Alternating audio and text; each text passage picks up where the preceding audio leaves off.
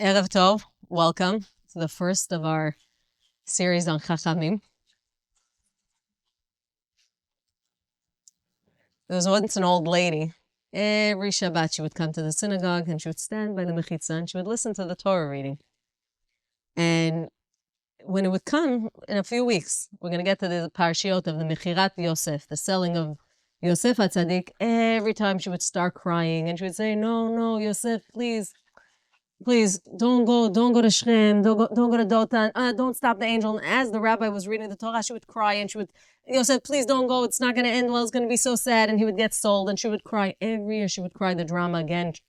50 years. 1 year, we come to the Parshat, Vayeshev, Vayishlach. She's not crying. After the rabbi finishes, during the Kiddush, he goes over there and says, tell me, for 50 years, you sat there and you cried. And you said, Yosef, please, no, you know what's going to happen. It's going to be so bad. Don't do. What happened this year? She said, Rabbi, I have to tell you the truth. 50 years, I'm warning Yosef HaTzadik, don't go. If he doesn't want to learn from last year, what could I do? I can't stop him. I think when it comes to our history, sometimes we learn over and over and over again. And we wonder why we keep repeating the same mistakes. Because it's not necessarily that we don't learn our history, but maybe we've been learning the wrong history. Maybe we've been studying the wrong books. Maybe we've been putting under the microscope the places and the people where, sure, there's a lot to learn. I always say that you can learn from everybody. Most of the people, you learn what not to do. And this course is a shift. And I want to tell you what inspired that shift. I want to introduce you, and I'm going to tell you now. There are going to be a lot of names. Don't get scared. Make sure you have a pen, a paper, a laptop. Every time you hear a name you don't know, write it down. Write it down so that, God willing, in 1 week, 2 weeks, 3 weeks, your fluency, your ears are going to hear the names. How many of you didn't know about Rabbi Leo ben Amozeg a year ago? 2 years ago? Today, if I ask you, can you tell me any thought of his? You can probably share something. So here's the first one. We have a Chacham. His name is Moshe David Gaon. I would like to say he is one of the most famous historians, but precisely because of what he writes, unfortunately, he's not. He should be, but he's not. He's born in the Balkans, so think in Bosnia, Herzegovina. You know, Europe, the borders change so quickly. They would say that sometimes you could have visited 7 different countries and you didn't even have to leave your house because the border shifted so fast. So he's born there in September of 1889. And eventually, after World War I, so after 1918, he and his family moved to Israel, to Palestine.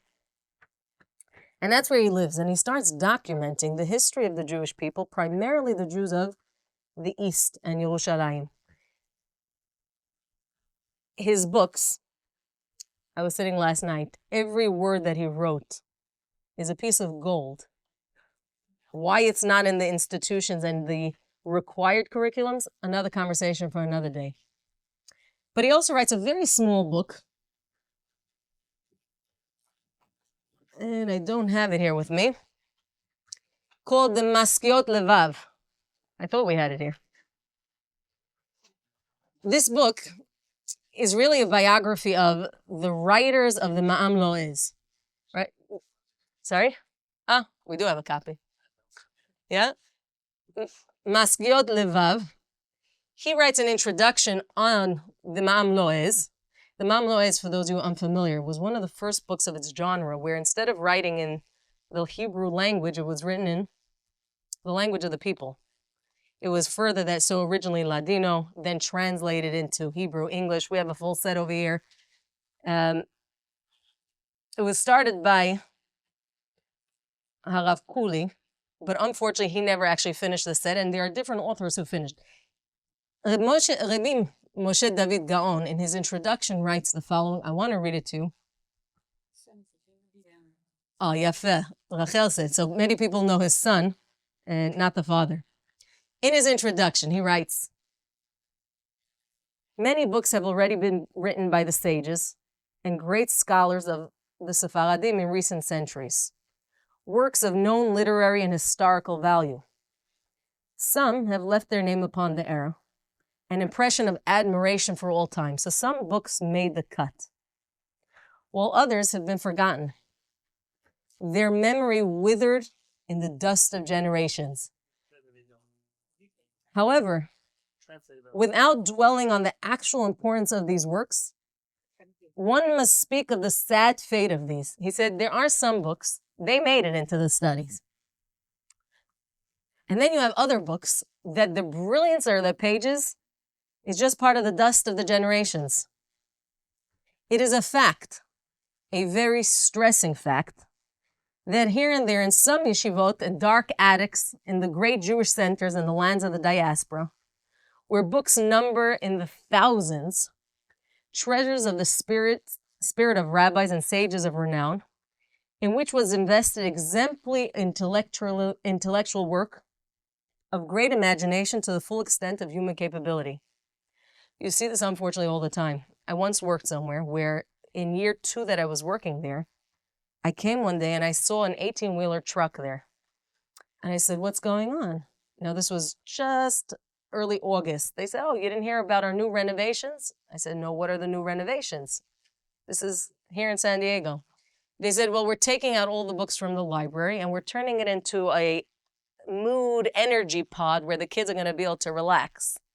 I said, oh, that's wonderful that the kids are going to be able to relax, but where are they going to read? They said, no, today's kids, they don't really read so much, so we don't have a need for a library. And I couldn't believe that. She said, if you want, you can look through a couple of books, some of the boxes. You could take home whatever you want, because the rest of it, I said, where's the rest of it going? She said, between me and you, eventually it's going to the trash can. But before it gets there, it's going to stop in a few different attics and a few different basements and a few storage containers. And that's where it's going to go.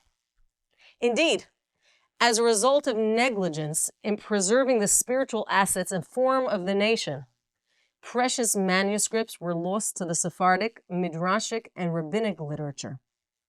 So we're talking about works that weren't just stories about the rabbi and how great he was, but things that actually mattered, since no one was found to handle them seriously, to take interest in collecting and preserving them after the death of their authors. So many of the authors die, and with them die their manuscripts. In the remains of those yeshivot that still survived as remnants in the cities of distress, molding still in corners, piles and stacks of books covered by thick layers of dust, with no one to shake off from them the insult of damp and mold. These books are sitting there. They're gems. They're life-altering conversations. And the embarrassment is really on us, that the only ones who meet them are the fungi and the mold that grows over there. From these works emerged distinguished rabbis of stature, with their serene faces expressing nobility and grandeur. With their prominent and lofty foreheads and their dreaming eyes, some of whom, while still alive, conceived and wrote and gave and published and left to the last generation the fruit of their spirit and their impression. We're not talking about small people. We're talking about giants who, during their lifetime, may have contributed tremendously to their communities. And yet, unfortunately, with their passing, their life's work died. A little while longer, and the cradles of those precious books will be cast to the dust, and the treasures of ancient works and the many manuscripts will be lost like their author's comfortable rest.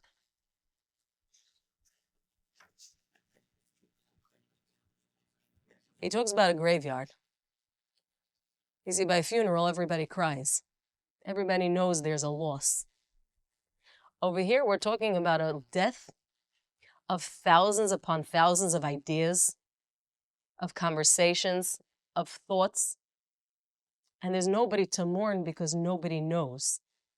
It's a slow and painful death where they sit, they die, they get wet, they crumble, the termites come eat them. And just like that, pillars that were once part of our community that should have been able to propel us into a better future simply disappear. Now, I want to walk you through, so who cares? What's so important about learning our history? That's what I want to tackle today. Next week, God willing, I want to talk much more specifically why the Sephardic Ḥachamim. What do they have that's proprietary? What happened to them? But today I want to zoom out a little bit and say, who cares about history? So my first and primary source is going to be HaKadosh Baruch Hu, God. If you have a Chumash, you can open up. If you don't, you can listen. We're going to be in Sefer Devarim, Perek Lamed Bet 32, Pasuk Zayin. Moshe Rabbeinu is getting ready to part with the Jewish people, and he is composing the Shirat Ha'azinu. He calls heaven and earth. He says, Ha'azinu Hashamayim va'adabera v'tishma ha'aretz imrei fi. And he says a pasuk that you might actually be quite familiar with, especially post-Holocaust. Many memorials, many things are named after this pasuk. Moshe Rabbeinu says, Zechor yimot olam. Remember the days of old. Binu shnot dor vador. Make sure not just to remember, but consider them, delve into them. She'al avicha v'yagedcha, zekenecha v'yomeru lach. Moshe Rabbeinu is saying, I'm now parting. My mission is complete. I'm going to hand the reins over to Yehoshua. He's going to take you into Israel. I'm leaving you with advice that spans for eternity. Don't forget your origins. Remember where you come from. Don't just remember it artificially. Binu shenot dor vador. Take the time to delve into what happened generation after generation. And if you're not capable, one, because you weren't there to tell the story, or because you just don't know where to look, so go ask. Sha'al avicha v'yagetcha. Go ask your parents. Zikenecha v'yomeru lach. Your elders will be there to tell you the stories. In fact, in many cultures, you find that much of what's passed down is through the elders, through storytelling. One generation to the next generation, because that's power. When you have somebody who says, I was there, I heard, my grandmother, my grandfather saw. Why is it so important to remember? So the Ramban, if you look at the Ramban over there, and many other commentators, they say, HaKadosh Baruch Hu is telling the Jewish people, you know, things are going to shift now. You're going to the land of Israel. Human nature is that when you bump into problems, your whole life becomes bad. Zechor yimot olam. The Ramban says, what should you remember particularly? You have to go back, l'skor et hatov. Go remember the way HaKadosh Baruch Hu took a world that was empty. It was vis. It was a world of nothingness, of chaos. And slowly, day 1, day 2, day 3, there was a flood. He rebuilt. Go back and look, and you're going to see that HaKadosh Baruch Hu, in his tremendous kindness, has done you good upon good upon good, so that your memory doesn't fail you. Because sometimes, and you have two different problems. Sometimes people romanticize the past. You ever have this? I once asked my mother. I asked her something about parenting. And she said, you know, I don't know. My kids never fought. And I said, you know, HaKadosh Baruch Hu, God should bless me with that kind of memory when I'm old. But the truth is, there's a certain romanticization. You see this a lot. In the shtetl, back in Chevron. In the shtetl, there were problems just like in the shtetl of New York and Israel and Canada, and because anywhere you can find human beings, you're going to find the same human problems. But there's something that we like. Even the Jewish people in the desert, they just left 210 years of slavery. They're finally free. What did they tell Moshe Rabbeinu? Took us out. Why did you take us out? There are not enough graves. And what do we remember? Zacharnu et daga. Oh, remember the fish. Remember the... What fish? Do you forget... You forgot that yesterday they were taking our babies and stuffing them into walls as bricks? Do you forget that HaKadosh Baruch Hu said, when things go bad and your perspective on history shifts, tiskor et hatov. Don't forget to remember the good. And the truth is, if you go into the Moreh Nevuchim, and you can find it on Sefaria, it's going to be in the Moreh Nevuchim chapter, part 3, so it's in parts. Part 3. Chapter 12. You're up to part 3? Are you there yet? In the Moreh Nevuchim, part 3. Yeah. Yeah. On the phone, you're not. So this week I heard something that was so sacrilegious, it hurt my heart. You know that unfortunately in many circles, particularly those who are more religious, they consider the Ramban in the halachic sense as, well, not necessarily a decisive Lord, but somebody who should be reckoned with. When it comes to philosophy, the things that they have to say about him, Hashem Yishmor. So somebody recently told me that instead of calling it the Moreh Nebuchim, they call it the Moreh Nebuchim. Like a nebuch in Yiddish is a misken. It's only for the people who are the nut jobs. Lo aleinu. In his third part, in chapter 12, he tells us something fascinating. He says, Rabot ole b'dimayon hahemon machshava nimheret שהרעות בעולם רבות מן הטובות. He said, I want to tell you that human nature is that people tend to think, if you ask them, is the world a good place or a bad place? Most people are going to tell you it's bad. Yeah? Oh, very good. Most people are going to be pessimistic. עד שברבות מדרשותיהם ובשיריהם של כל האומות הם. So much so that in most of the lectures and the songs that you're going to hear, put on any pop culture music, you're normally not going to turn on the radio and listen to the weather. When was the last time you heard them say, it's a beautiful day and there's no rain and nobody got hit by cars and the police were not needed and there were no accidents? You're not going to find that. He says, so much so that ingrained in the way we even record things is everything's bad.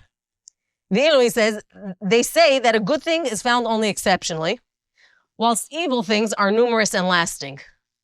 He said, not only common people make this mistake, but even many who believe that they are wise. See, even the intelligent people, not the idiots. The idiots we don't expect much from. But even the intelligent people, they tend to think that the world is bad. He then quotes from a book by Abu Bakr, also known as Al-Razi, who wrote a well-known book on metaphysics. So he says, don't worry, amongst the other foolish and stupid things, there's an idea over there that he says for sure there's more bad than good.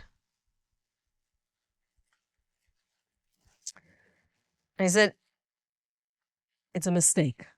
Hasiba lekol hata'ut hazot. The reason people err like this, he she'oto bur v'domav, because the same idiot and those like him, min ha'amon, enam mitbonenim b'metziut, ela minekudat mabat shel prat mibnei adam, when you normally ask a person objectively, is the world a good place? What they normally answer is their subjective opinion. So if I am having a bad day, it must be the world's a terrible place. If I make bad decisions and therefore my life fails, the world must be a horrible place. I'm a victim of circumstance. You see a whole entire generation of victims. Everybody today wants to be a victim. He says you're going to find that the idiots, you're asking them objectively. Did the sun rise everywhere in the world today? It did. Did more people in the world have food than not? Yeah. Did less people in the world have to go to the hospital than not? Yes. Did more people live and thrive? Yes. And if you look at the very global objective world, we're going in a really good place. Do more people today have beds to sleep in? I once went to the Vanderbilt mansions. They're up in the Northeast, as you're going up to Rhode Island from New York. He makes a few stops. There was a famous, her name was Gloria Vanderbilt. She and her sister had a competition of building these mansions. We're talking about, the rooms are dripping with gold and marble. But I came into her bedroom and I said, so interesting, there's no bed. And then I realized, guess why there's no bed? Because almost the poverty-struck person today has a better bed than the mansions from back in the 1800s where they slept on straw. So objectively, the world is also moving to a better place. And yet, because the human being sees things from their own perspective, it's very subjective. And the Torah warns us, when you're going to look at history, don't forget to look at it from a proper lens. Because your interpretation of history and how it peddles itself out very much will influence not just how you feel, but what your vision for the future is. Now, I think the question, though, is, can history really ever be objective? So I want to share with you, I had the zechut a couple of summers ago. We went to the Metifta, which was a group of rabbis who sat in a small basement in the old city of Yerushalayim. And every day after class, I said to my husband, it doesn't make sense. You know what doesn't make sense to me? It doesn't make sense that we're learning Torah here that will transform your life. Every single day when I walked out of there, I learned something new. How could it be there are only 10 of us in this room? I don't know. So, 10 from the whole world. From the whole world. We're talking about these are rabbis from the whole world. It wasn't just rabbis from Israel. We're talking about 10, a group. I see my mother-in-law. We had the zechut of being there together. In fact, really, it was a rabbinic seminar for men. And then we came like the Benot Silav Chad and we said, Lama nigara? What's wrong with us? And the truth is, they probably could have said no to me, but when they saw my mother-in-law, they said, absolutely, please join us, Rabbanit Halevy Sr. And I got in on that free ticket. But the truth is, it's not the first time. Okay, a story for another day. Safta, that was some special learning that we did together. So I had the zechut of learning from somebody named Rabbi Dr. Shlomo Toledano. If I tell you he's authored and written dozens and dozens and dozens of articles and books, I wouldn't be lying. I want to show you. He's a picture. He's not an old person. Okay, do you see over here? This is Rabbi Dr. Shlomo Toledano, still alive, living, thank God, should live and be well. Born in 1942 in Israel. And thank God, like I said, he should live and be well. And he has authored a tremendous amount, particularly, this book is on the history of the Jewish people. He was born in Israel? He was born in Israel. Yeah. His family in Morocco, they spoke Hebrew already 4 or 5 generations, only Hebrew. Wow. He says something fascinating. So in his introduction, on page 5, Mivor letoldot Yemei HaTorah. He says, המחקר ההיסטורי אינו יכול להיות אובייקטיבי. History by definition cannot be objective. המחקר ההיסטורי המערבי. He says, the Western historian אינו יכול להיות לעולם מחקר אובייקטיבי. It can't be that you tell me he's a historian and he's objective. Why? He says, ההיסטוריון, because the historian שואל תחילה את עצמו, the first premise that the historian comes with is, he says, is this history? Is this the history of people? Is this the history of the leaders, of the nation? האם היא היסטוריה של העמים או של האנושות? Is this the history of nations? Is it the history of humanity? של מדינות או של לאומים? What am I approaching? What is the subject matter? האם היא היסטוריה של מלחמות או של תרבות? Is it history of war? Is it history of culture? אך בעיקר הוא חייב להתמודד עם השאלה, but primarily he has to contend with this question. What's this question? מהי עובדה היסטורית? What makes something a historical fact? האם העובדה שדוד המלך אכל לחם ביום מסוים היא עובדה היסטורית? Does the fact that David HaMelech on the 10th of Tevet ate a piece of pita, is that a historical fact? האם יציאת is Louis XIV going out to the forest of Pantubeli on this date, ואז הוא דרך על כאן נמלים, and he stepped on an anthill, האם מאורע זה הוא מאורע היסטורי? Is that a historical event? The historian, by definition, is subjective, and what he chooses to say, this is of historical significance, this is not. How does he make that decision? מדוע מישהו מחליט כי מלחמת פרנסוז בשנת 1515 הוא מאורע היסטורי? What makes him decide, you know what, the war in 1515, that's a really important war. But the war in 1516, so irrelevant, we never even have to record it in the annals of history. מה המשמעות של המלחמה הזו על התפתחות העולם? Well, what does this war have to do with the bigger picture and the development of the world? מי יותר משמעותי עבור which historical fact matters to humanity more? מלחמת העולם השנייה או השואה? Which historical fact is more important, World War II or the Holocaust?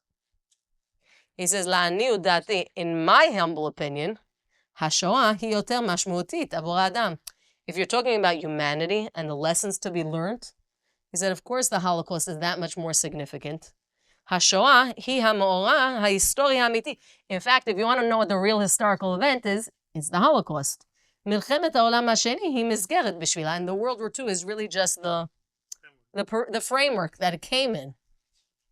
וכן, and so ההיסטוריון מוצא בתולדות פרטים רבים. He finds along his way a whole bunch of little details. והוא צריך להחליט אם פרט כלשהו הוא היסטורי או לא. He said, and the person has to figure out, is what I'm bumping into a fact that's worthy of being recorded or not? זה כבר רומז לנו כי עבודת ההיסטוריון אינו עבודה אובייקטיבית. He said, and by definition, the fact that he has to make that distinction tells you that his recording is not objective, but it is subjective. היא תלויה בהעדפויות האישיות ובדעותיו. It has to do with who is approaching the subject matter. And depending on the person, the material that he presents as important is what he's going to record. And he says, therefore, and he goes further into, he says, he has his own explanation about history, but there's an old African quote where they say that until the lion learns how to write, the glory and the history telling will always be told by the hunter. Ultimately, the perspective will always be from the hunter and not the hunted, because by definition, the underdog doesn't get to tell the story. In fact, I always had this question. Growing up, we always learned about the American Revolution. You know, we're coming up to Thanksgiving, the Pilgrims, and the pumpkins, and you hear stories from one perspective. And then I always wondered, when you cross the little pond, what do they teach them about King George? Is President Washington a hero or a villain? Well, it depends on which side of the story you're on. This touched me a little more when I was in Ukraine. In the main city, in Kyiv, they had this huge statue of Khmelnytsky. Now, for those of you unfamiliar, Khmelnytsky was the cause of thousands of Jewish people being purged during the 1648 and 1649 massacres. But he was also a revolutionary leader. And whereas I look at him as somebody who's in the camp of Hitler, Yimach Shemo, clearly the people in Ukraine have a very different perspective. Or the people in Ukraine. Very good, right? Now you find this struggle something that is not unique to Jewish historians, but Jewish historians waver on where we, as Jewish people, sit on the fence of historic accuracy. What do we like to record? What don't we like to record? What do we find important? In one of the strangest books, I have to say, that I found. I say strange because if you crack this book open, you're also going to find it strange. It's a book in English called Jewish Mystical Autobiographies. In this book, though, is a compilation of two different books. One of them known as the Sefer HaChezionot, or the Book of Visions, which is a book written by Rabbi Chaim Vital, and all his visions and dreams and different interactions with celestial beings and bodies. And okay, that book I could understand. In the 1500s, I don't know what was going on in Tzvat. In fact, somebody once told me that the people in Tzvat are always smoking something. Even the cats are loopy. It's true. Tzvat is a different kind of neighborhood. But then the second book really struck me as strange. The second book is a book of secrets. It's called Sefer HaSodot, written by somebody named Rabbi Yitzchak Safran. Rabbi Yitzchak Safran is also known as the Kamar Neruv. For those of you who know my brother, Sruli, his children are somehow not from my side, descendants of the Kamar Neruv's grandchildren. He has an entire book on how he is a reincarnation and what he sees and what he does. And it's a very strange genre of books. Megillat Starim. You know, I don't know, because I found Megillat Starim and Sefer HaSodot. Which one do you think it is? You think it? Okay, I'm going to say in English for sure it's called the Book of Secrets. We're gonna check what it's called in Hebrew. Now, why do I find it so strange? I'm not the only one. So the preface is actually written by somebody who you may be familiar with. His name is Moshe Idel, or Idel. He's pretty well known in the circle of histories. He writes a lot about Chassidut. So he's not the translator, but he wrote his preface, and he writes something very interesting. He writes, autobiographies in general, and mystical diaries in particular, are rare in Jewish literature. Much of this scarcity has to do with the major presuppositions that inform their religious literature and prevent a flowering of such literary genres. He said, if you look at the Jewish community, Harazim. Okay. He says, if you look at the culture of the Jewish people and the things that we value, you'll understand very quickly why this genre doesn't really exist. He says, first and foremost, is the basic concept permeating biblical thought. So you find in general an emphasis on the collective personality, which fosters the assumption that the Israelite individuals form one great unit, named the people of Israel. When we tell the story of history, normally it's from the perspective of Am Yisrael, the Jewish nation, Bnei Yisrael, the Jewish people. Very little focus on the individual, much more on the globalization of what does the individual have to do in relation to the much bigger picture. The individual's identity is shaped by his role in the religious group, and the well-being of the group is crucial for the purpose of life. So there's a very symbiotic relationship where the individual does matter. So unlike societies where the individual actually doesn't matter, the individual does matter, but very much in context of something much larger, which is the nationhood. The historical drama and the religious vicissitudes of the Jewish people describes oftentimes as, he says, therefore you find to an extent that this kind of very singular literature about one person, one story, their dreams, their experience, it was just not a genre that we had. But he says the second thing, which is, I think, quite the opposite of what Rabbi Shlomo Toledano would say. He said the second factor that stifled the growth of autobiographical diaries is related to the basic style characteristic of the main strata of Jewish literature, namely, the propensity for an objectivistic type of discourse. He said, we, general, and if you've ever spoken to a Jew, you know, we, by nature, we don't believe anything. Bump into a Jew, you tell somebody, have a good day, they say thank you. You tell the Jew, you say, why? What, why? It wasn't a question. By nature, we're just skeptics. The way we think is we don't accept things until we push and we push and we push. And the nature of how our literature is formed is that we really try to keep it as objective as possible.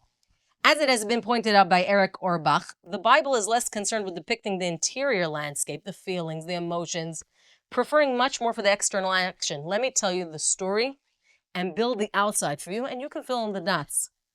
This proclivity for the external does not mean automatically a disdain for the internal states of mind or intimate feelings. It's not that we want to neglect that, but that which is so subjective, that which is so much dependent on your interpretation and my interpretation, it doesn't have so much grounding. We can't put a halakha on it. We can't make a national law. And therefore, you find that the push is much more to an objective, much larger historical nature than one of autobiographies and dreams. So you find it's not a disdain for the internal states of mind or intimate feelings, but rather a cultural decision that the community is to be shaped by common denominators, this is an important sentence, that are religiously oriented, synchronized performances.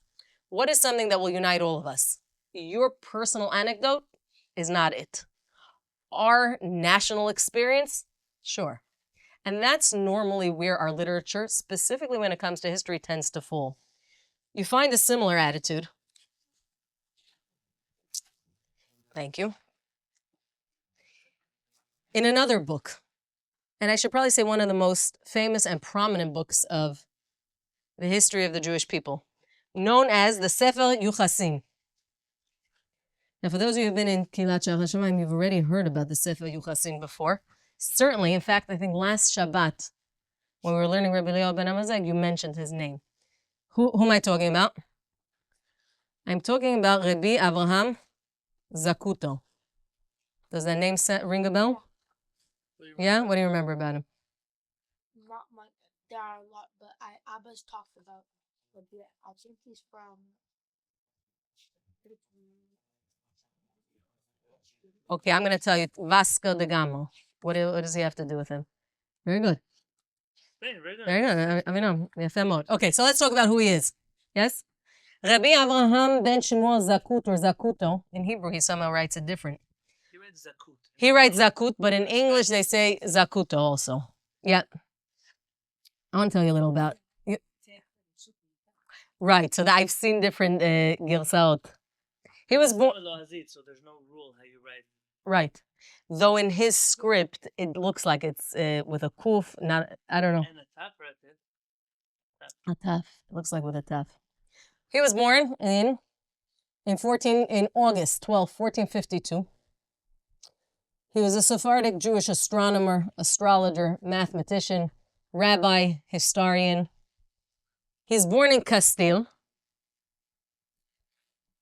and he served as the royal astronomer of the king, King John of Portugal, before eventually fleeing to Tunis, not by our own accord.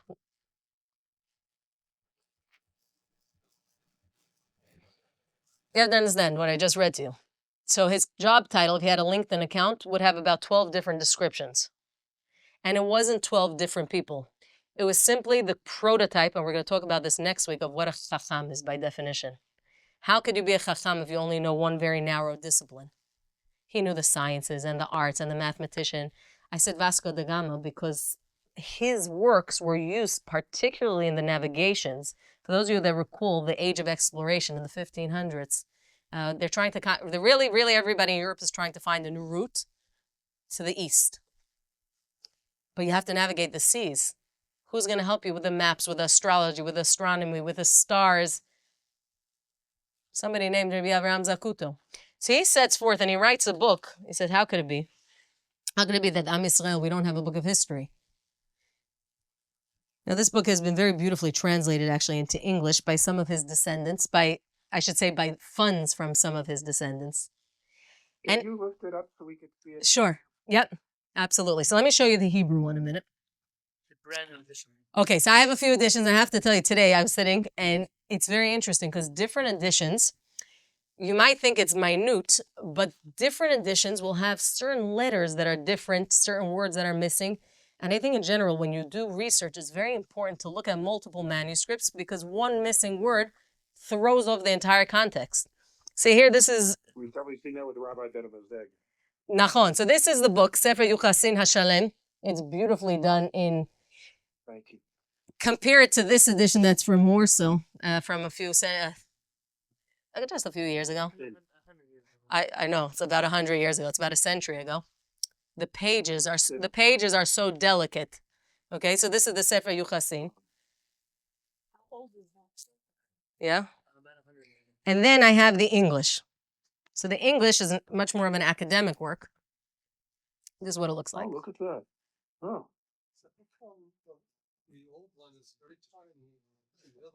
Okay, great question. How could this be the book and then this is the English? Baroque printing was very expensive. So Yeah. the fonts and the margins are tiny. Oh, so very good. So I think first fonts and margins. The second thing, if you look into this book, what they've done so beautifully is they've really added much. In addition to his own text, they've added their own commentaries on the side. They've expanded on certain things. So he writes in... There's a crater on the moon named after him. Oh, yes. Zagat crater. Z-A-G-U-T. Nachon. It's like the Maharal also has a crater on the moon. I didn't Yeah. I have some people I'd love to send there. So what happens? What does Rabbi Avraham what does Rabbi Avraham Zacuto say? In his introduction, he says the following. Let me read to you from I had the Hebrew. It's open. Give me the Hebrew. The Hebrew one is, It's open. It's open. It's open. oh, I know. The end of his introduction. Yeah. He lives in the same area as Leonardo da Vinci.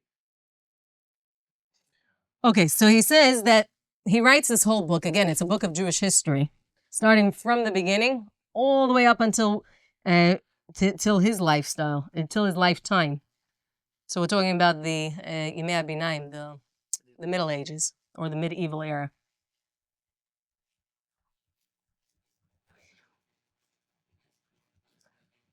He says, when you're going to study, particularly history, this is the methodology I would like you to follow. He says, "V'chen Ramban Zal, Rabbi Moshe ben Nachman wrote, katav livno, wrote his son, haderech harishon midarkei haTalmud."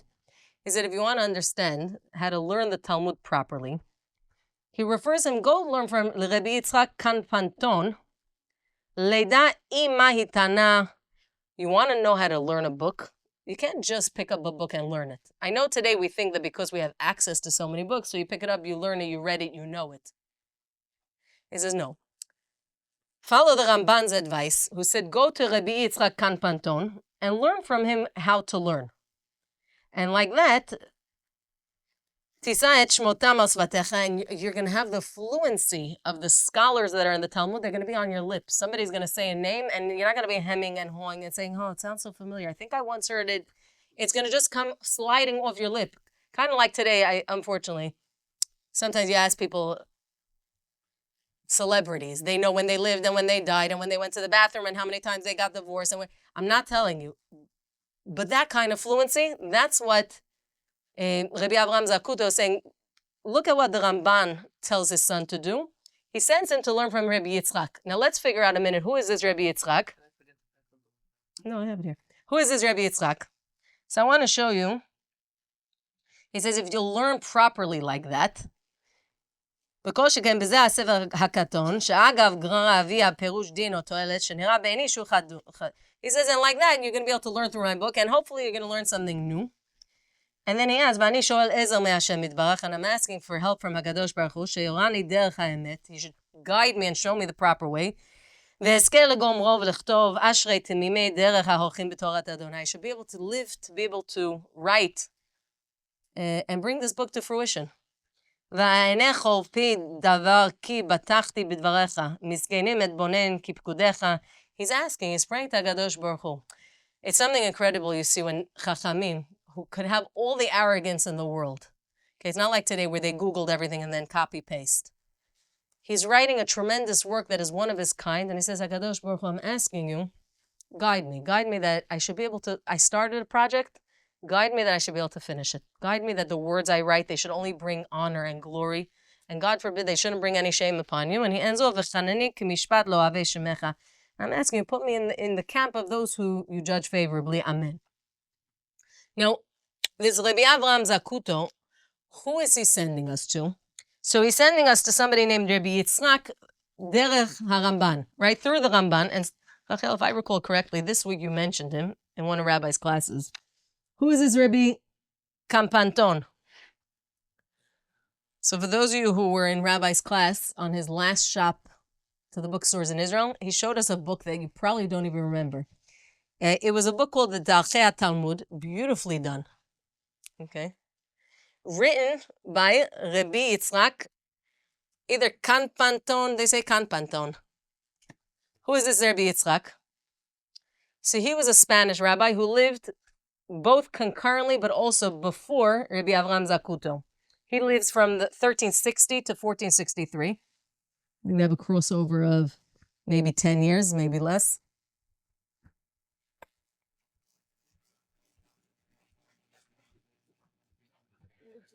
And what he does is something fascinating. So he lives in Spain. He was known as the Gaon of Castile.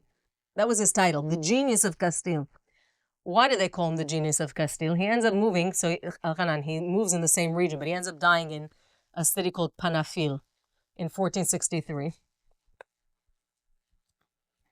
And what he leaves us is something incredible. He leaves us a guide. Probably, if the yeshivot today used it,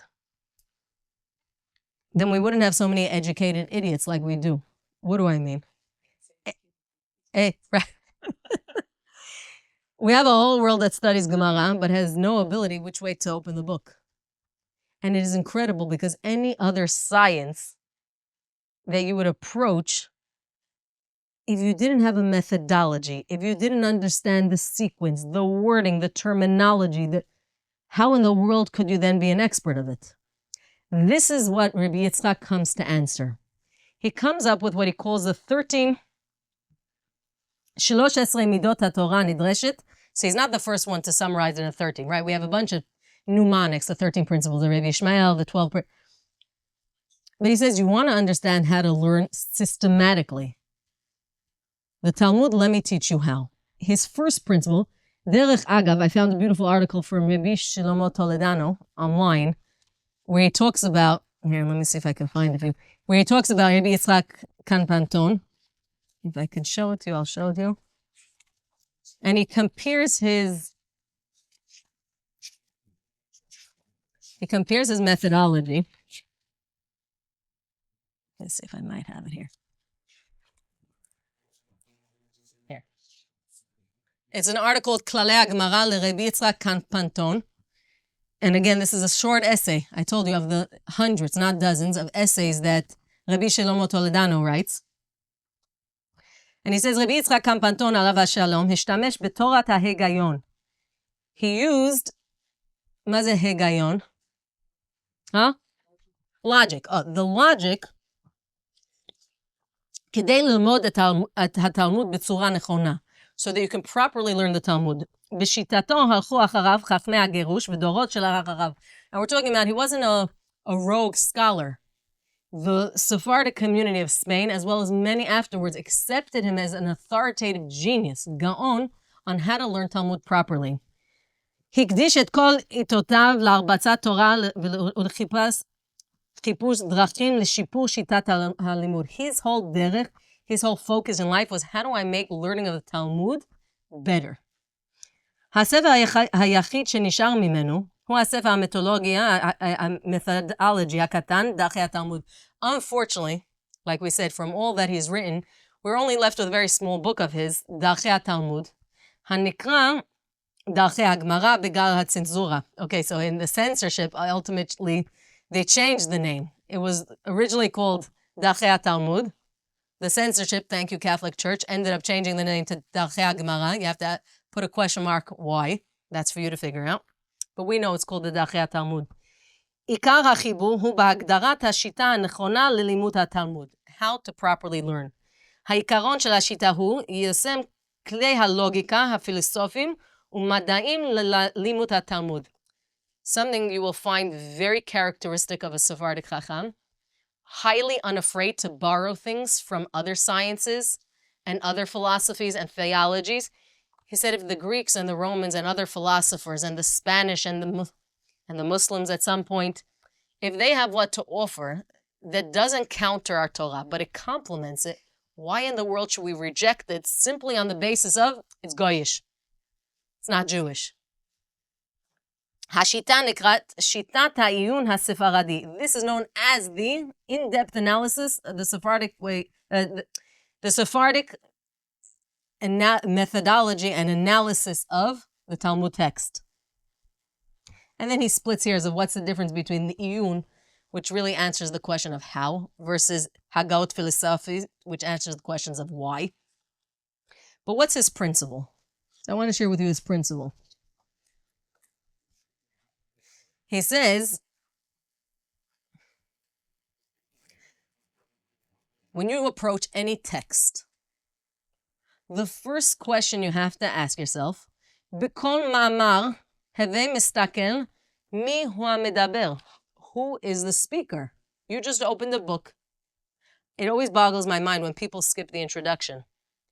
How could you read something before the author introduced themselves? In fact, sometimes I find the most important things are buried in the introduction. How could you skip it? Umi ha-meshiv, who's speaking? Who's listening? Who's asking? Who's telling? Mi ha-maksher o shoel, umi ha-metaretz. Who's the one asking the question, especially if you know Gemara? Who's the one asking? Who's the one answering? V'ra im hu tana, im tana, o amora, im amora, o arav, im talmi. You're walking in on a conversation, a sacred conversation of 2,000 years ago. You first have to understand who are the players. Who's coming to the table here? Are we talking about a Tana? Are we talking about an Amorah? What does it matter? We're talking about generations apart. It's always funny to me when sometimes people put at a table this bilbul of history. You just spanned 3,000 years, but you strung together things that don't make sense. וכנס תישא את שמותם, וישמע לך שלא יתחרפו לך המקשה בשביל המתרץ או להפך. He says, take the time to study and figure out who you're learning from. Write it down. Don't ever forget it. Don't ever confuse it, because the history of the text is critical to the understanding of the text. Because the more information you'll be able to gather, the more clarity you'll understand where's the speaker coming from? What shaped his perspective? Why does he say the things he says? How can you ignore it? And if you're trying to build, like Rabbi Avraham Zacuto says in his introduction, I'm trying to give you a comprehensive history that's as objective as possible. But if I were to accomplish that, I must bring all the players to the table. And I then must give you as much history as I possibly can so that you understand the moving pieces, so that you understand the interaction between the different players. Because if you don't do that, you're going to end up with a horrible salad mix in your head that makes no sense. You're going to end up with a history that is one big confusion that gives you nothing you could actually learn from.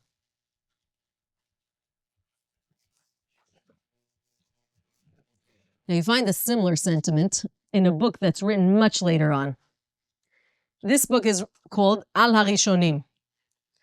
It's a play on words. Where do you say that in Tefillah? Yafe. Al HaRishonim, it's from right before the Amidah, right? You say Al HaRishonim, Al HaCharonim. So he titles his book Al HaRishonim. The author is Rabbi Yitzchak Shilat. He also has Al HaCharonim. Yafe, he does have Al HaCharonim, nachon. But this one's Al HaRishonim. Yeah? Rabbi Yitzchak Shilat is an interesting character, still alive today, born in May 30th, 1946 in Israel. Is a Rosh Yeshiva and also the founder of the Yeshivat Birkat Moshe, which is in Ma'aleh Adumim. He's a researcher. He is probably the reason that we have much of the manuscripts of the Ramban, the letters, that others didn't want to touch because either they suspected it was a forgery or they didn't like the contents that were written in it. If it wasn't for him, we wouldn't have access to those manuscripts. He has undertaken the task of translating, transcribing, and then giving it out to the public. He's one of the teachers of Rabbi Yosef Zarnegia. Yefé mod. That makes so much sense. That makes sense. Interestingly enough, I have to note, because it's important, his Rabbanit is not shabby at all. Her name is Rabbanit Yehudit, and she is one of the founders of a very interesting organization called Takana. Takana is an organization that deals with sexual abuse and other improprieties, particularly in the Dati Lomi world. And they put together a collaboration of different very powerful leaders in the community who really attempt to make sure that those who are victimized have a voice. Now, I can't tell you that I know much about the group, so I can't tell you if they're good, I can't tell you if they're bad. I can simply tell you that as an initiative, this is something she's undertaken, and she does very important work in this organization, from what I understand. So he writes something very similar. He says in his introduction, this is the book, Al HaRishonim. It's called Torah she'en la Bait Av ena Torah. Bet Av en Torah. Any Torah that you learn that is just it's an orphan, it's a disconnected piece of information, it's not Torah. You know, you see this very often, unfortunately. People go to Torah classes for years. And it's like Pitom and Ramses. Remember the story of the Jews in Egypt? They go, they build, only so that the next day they come and everything they built is destroyed. Why? If you look at the Ramchal, I believe in the Rabbi Moshe in his introduction to Derech Hashem, he talks about how a person has to structure their mind. I always think about it. Imagine if you didn't own a house, but you decided to go to IKEA because that's where you want to get yourself an ibuprofen headache. And you say, you know what, I'm going to buy door handles, and I'm going to buy closets, and I'm going to buy shower heads. And somebody asks you, do you have a house? And the answer is no, but first I'm buying all the accessories. And you say, what a fool. What you're buying now is a bunch of trash because you're going to put it somewhere in storage, but you have no way to actually turn this into anything functional. It has no value. So the Ramchal says when you learn, if you don't learn organized, everything you learn is going to end up not only not serving you, it's going to be a disservice to you. Now, this is a quote from the Yerushalmi on Shabbat where he says, Kol Torah she'en la bet av, if it doesn't have a father, it's not connected to something, it doesn't fit into a broader context, so it's an orphaned piece of Torah. ידיעת סדר הדורות של רבותינו הראשונים. He says, the order of chronology of our Ḥachamim, שמפיהם אנו חיים בלימוד התלמוד וההלכה, that from their words we live, היא כלי עזר נצרך וחשוב. It's something so critical and so important that will only enhance us. שממנו תוצאות להבנת גופי תורתם של הראשונים. By understanding the history of where we come from and who we are and the individuals that influenced it, that creates the framework for Torah. He says, B'Sheilot Teshuvot from the Maharshal, Rabbi Shlomo Luria, Mofia ben ha-she'elot ha-hilchatiyot she'ela zu. So in the Sheilot Teshuvot, the following question was posted. They say, Yorinu morenu seder hayachas ben ha-gaonim ha-mechabrim sfarim. One of his students sends him the question, tell us the chronological order of the Gaonim, the Acharonim. V'hamarshal oneh alea, and the Marshal responds back to him. He says, Seder hayachas, you want to know the chronology? Enli kabbalah muchletet. So I don't have any tradition. Ela kol adam hakoreh besifrei haposkim, but every person who learns from these works, מתוך ההרגל של דבריהם ומחלוקתם על ידי מעשים יכיר קצת צדק תורתם. By learning their works, you will be able to pick up the small, subtle bits and pieces of who they are, of what they are, the things that matter to them, the things they cared about. אכן, עתיק לך מה שמצאתי. He said, but even though I don't have a tradition that's written down, let me write to you the things that I've picked up. והוא הולך ומעתיק את צדק חכמי אשכנז, כפי שמצאם כתובים במקורות שלפניו. And he goes and he starts writing a sefer on the Ḥachamim he bumped into. Now he's writing about the Chachmei Ashkenaz, primarily because that's where he is. That's who he's familiar with. So he says, I don't have a book that I could refer you to, but I could tell you by studying the books of these Chachamim, reading through the lines, you will already understand the history, the context, the generation, the messages. Umisayem, and he ends off, Ad kan kibalti. This is up until where, It says kibalti. Vata chacham tosif lekach, and you're intelligent. So now you add to whatever I gave you. I gave you the basis. I gave you the foundation. Devorah Shlomo Luria, he signs off. Harei shachacham yesh lo yosif lekach b'noseh hazeh. Because anybody intelligent, of course you need to add, because history is a continuous story. It doesn't end. Contrary to what people think, Jewish history didn't end before the Holocaust. It didn't end when we came to the land of Israel. It's something that we're chai v'kayam. We keep writing the history. It's very important because Marshal is the most important recorder of Ashkenazi customs in the world. In the history of Ashkenaz, he's Yafeh. Ladat mi, he says, Ladat mi merabotenu haya rav umi hatalmid. How could you not know who was the student, who was the rabbi? You sound like a fool. You didn't understand the Torah either, because you learned something, but you didn't understand. Mi kadam lemi umi kibel mimeni. Who came before who? Who came after who? Mira sifro shel ploni v'tiaches ledvarav. Who saw whose book and therefore corresponded or was influenced by their ideas? Where did this thought come from? Where was it born? What was the context? So often you read a sefer and then you say, oh wow, it is fascinating that geographically this is where the Chacham is, because what's happening outside of the Jewish world parallels so much of what you see in his books. Mira sifro shel umi lo ra'o v'lo yadu. Mi bet av shelo ba'Ashkenaz, umi cheder horato b'Sefarad. He says, who? Where does this come from? We're not hen am lo alman. We're not a nation of orphans. Our Torah, our history is not just a bunch of disparate pieces that we're groping to put together, but it's something much bigger that whether it's objective, whether it's subjective, we're trying to build. My question is, well, why? Why? So, of course, there's an interest. We said there's an interest of being able to put the pieces together because it helps us understand how to learn. And that is something critical. Every single day, every time we approach the Torah, to be able to understand what is the framework I'm working in. In fact, Chacham Fo'or is very often quoting. He says, you can't approach the Torah with Greek eyes. Because when you're learning the Torah, but you don't understand that we were born in Mesopotamia, in the Fertile Crescent, Am Yisrael did not grow up in Poland, nor at the shores of the United States. Suddenly, context becomes so different. When you understand, wow, I wonder why this machloket, why did this happen in this side of the world and not in that? Oh, because if you could understand how to connect those dots, so then the much bigger picture makes much more sense to the individual. But there's more. And here I want to move over to two different characters. One is an American writer. The other one is a Jewish historian. I don't know how much of the Jewish part he was. Let's talk about Mark Twain. See, he's the not Jewish one. Yeah. Mark Twain, prolific writer. Not born as Mark Twain, right? His name is actually Samuel Clemens. I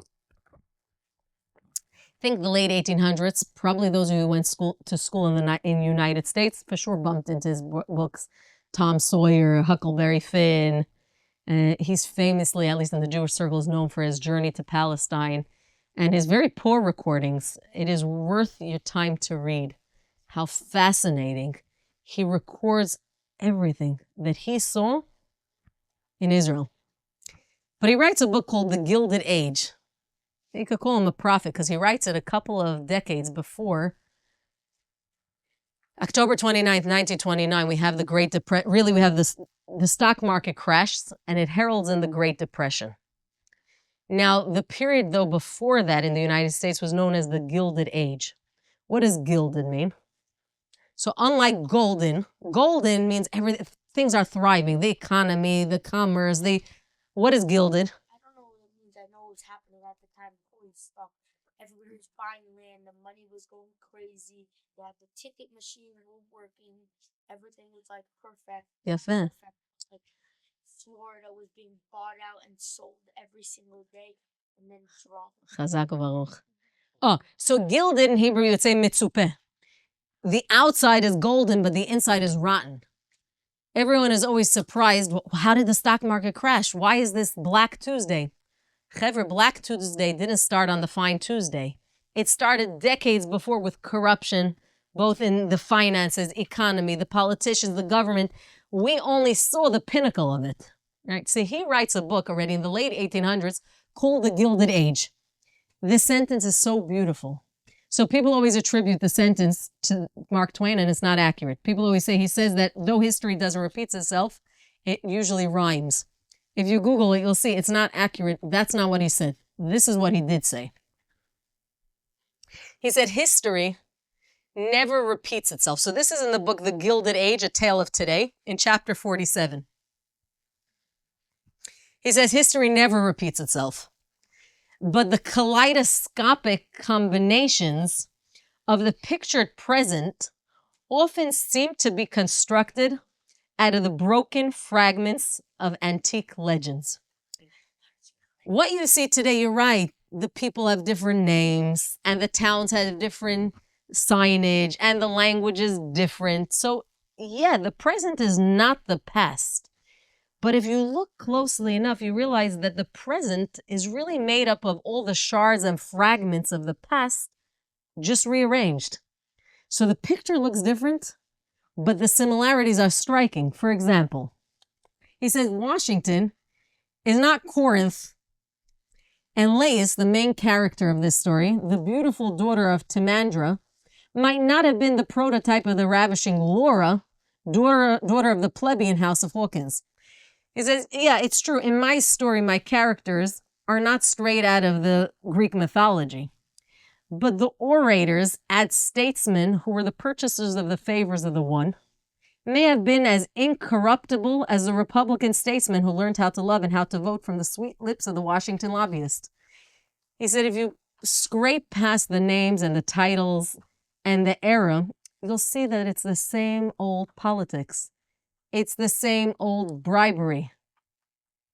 Who learned, and perhaps the modern Lais would never have departed from the national capital if there had been there one more Republican, Xenocrates, forgive me, who resisted her blandishments. But here are the parallels. Fails. Lays, and he continues, wandering away with the youths. Repostratus is slain by the women who are jealous of her charms. Laura, straying into her Thessaly with the youth Brierly, slays her other lover and becomes the champion of the wrongs of her sex. And he has a fascinating chapter on how, in this chapter, particularly women, how they make their scene into politics and what they have to do and how they have to sell their body and soul to the devil to be heard. Correct. And he says, yeah, you're right. It may not be Greece and it may be centuries later, but the present and the past and the future are really very much the same. And yeah, that's where I'm going. And for those of you unfamiliar, you don't actually need Mark Twain for this because Shlomo HaMelech already said it. No, Shlomo HaMelech in Kohelet, if you look, chapter 1, you have to know Kohelet, Bezrat Hashem. We're going to add it to the roster of things that we learn. Such a beautiful, such a challenging, such a sophisticated book. Because only sophisticated minds can grapple with questions that maybe there are no good answers to. Because maybe the questions are better than what we can actually even address, but it's still worth knowing the questions. Shlomo HaMelech says, מה שהיה, הוא שיהיה, ומה שנעשה, נעשה, הוא שיעשה, ואין כל חדש תחת השמש. He says, that which was gonna be, that which occurred also already happened. There's nothing new. And on the one hand, that's quite comforting. Sometimes we encounter problems and we worry tremendously. What are we going to do? The answer is, don't worry. This is not new. Humanity in its all shapes and forms is pretty similar. And sometimes we worry precisely for that, because if there's nothing new, then what is this spiral that we keep going through? What are these loops that we keep making? And I think there's another Jewish historian, though I said some would question his Jewish allegiance, in the times of the second Bet HaMikdash. So think when we're being overrun by the Hellenists, we're being overrun by the Hellenists, by the Greeks, by the Romans eventually. We have a Jew by the name of Yosef ben Matityahu. He has quite a yichus. He's from the dynasty of the Hashmonaim. Though he ends up selling his allegiances to the Roman Empire, so much so. He was a general in the army. He was. When they lose up in the north, then he goes to Vespasian, right, or Vespasian, they say in English, and he says, I had a vision that you were going to be the leader. And Vespasian says, I like you. You come on board. I'm giving you Roman citizenship, and now you work for us. You're part of our team. And I always have a hard time with the people who sell themselves out to be part of those who hate us. But having said that, he gets himself a new name. Yeah, Flavius Josephus. And he writes books. And in his book, he writes the following. So I'm going to read it to you in English. The reason, very simple. He didn't write his books in Hebrew. His books were written in Greek. They were then translated. But in his book, The Preface to the Jewish War, he says the following. He said, it is my purpose to write the history of these events so that they may not be buried in silence. What's happening here can't just die here, nor lost amongst those who will come after us. For indeed, to transmit to posterity the memory of great actions is the surest reward that the virtuous can hope for. It can't be that great things happen on this battlefield and nobody ever knows about them again. And it is unjust that the noble deeds of brave men should fade without record. Nothing, therefore, seems to me more fitting than to commit to writing a faithful account of what has occurred, that future ages may learn what our own has accomplished. You see, sometimes you think that, really, hevel havalim, we're just going in cycles. But it's not true. While history may often repeat itself, we're spiraling upwards. Because not just as a nation, but as a people, as humanity, we build, we destroy, we build again. And yet we don't build on nothing. Because what we build is the 2,000, 5,760 plus years of human history that we're building on. So it's not that every time things are destroyed, we're starting from zero. It could be. It could be we take 10 steps forward and 3 steps back, and that's how history feels. We make great advancements, only to be shot down by ravaging war and hunger and famine and hatred. It is cyclical. But it's not destined. It's not a fate. And I want to read to you another quote. He says, in his preface to the Antiquities of the Jews, He writes, those who undertake to write history do a great service. For by preserving the memory of events, they instruct future generations. The purpose is not so you can sip your latte on the porch and just enjoy another novel. That's also a good thing. Don't get me wrong. There are some really great novels to immerse yourself into. The creativity, the minds, it's unbelievable. But that's not the purpose of learning history. For by preserving the memory of the events, they instruct future generations and encourage them to imitate what is honorable. For the actions of our ancestors are a mirror in which we may behold the ways of virtue, and by seeing what has happened before, we are better able to guard against error. Because the wise person says, there are those who have already trodden on this path. They've already dealt with these problems. They've already come up with solutions. Some of them worked wondrously. Some of them have failed miserably. But we're not little amoebas floating around with nothing before us and nothing after us to guide us. Quite the contrary. We have an entire history that is meant to inform the present and will then ultimately decide, so what is our future? And if I could end off with one very powerful paragraph. This book, Min Shemaya, we had it at home. We couldn't find it. And this is when I give a shout out to my husband, who not just helps me in every way, but in particularly with being able to find all the books. I always tell my husband, the birds, I think we have enough. But every time he brings home more books, I'm blessed. I'm blessed that I live in a world where the Ḥachamim live in my house too. Thank you. So this book we couldn't find. And it came this afternoon. This book, it's also in Spanish. This is a book by Rabbi Yosef Biton. You have this book in Spanish. It's called The Forgotten Giants, Sephardic Rabbis Before and After the Expulsion from Spain.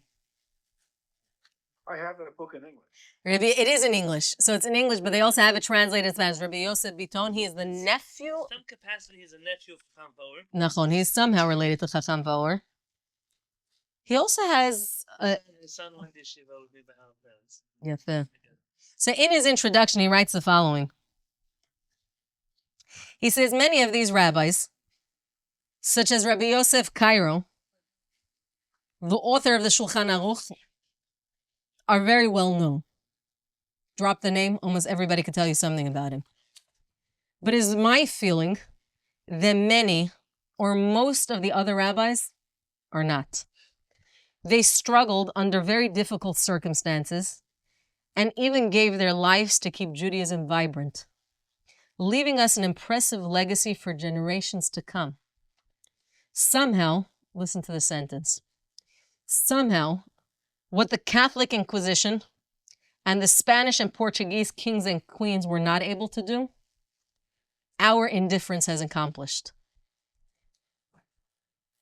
Many of these rabbis have disappeared from Jewish awareness, and the Jewish people, whom these leaders labored with so much passion to preserve, has not in turn preserved them. So the Catholic Church, they massacred us. They burned us on the stake. But what have we done to the Ḥachamim, who put the lives on our line for us, for our survival, for our continuity? He said, I feel that it is our duty as Jews, especially for those of us with Sephardic heritage, to keep their memories alive. We must promote their books, ideas, ideals, and the golden tradition that had been brought from Sepharad. For them, but also for us. See, this is not the Jewish guilt trip. Oh, what are you not going to do for Bubby? You know what Zaidi did for our family? Yeah, that's why we build museums. It's for us. It so happens that the tradition of Sepharad is today more relevant than ever to the struggles and dilemmas we face in modern Jewish society. Forgotten Giants attempts to be a small and humble step in this direction. You see, history is not about Jewish guilt and us saying, what a tragedy. Look how hard they worked. Look how much they suffered. I guess we better talk about them. It is critical for us, if we want to be propelled into the future, as relevant voices on how society should be shaped, on what are the answers to the most human questions that we have, to look at the history that we forgot.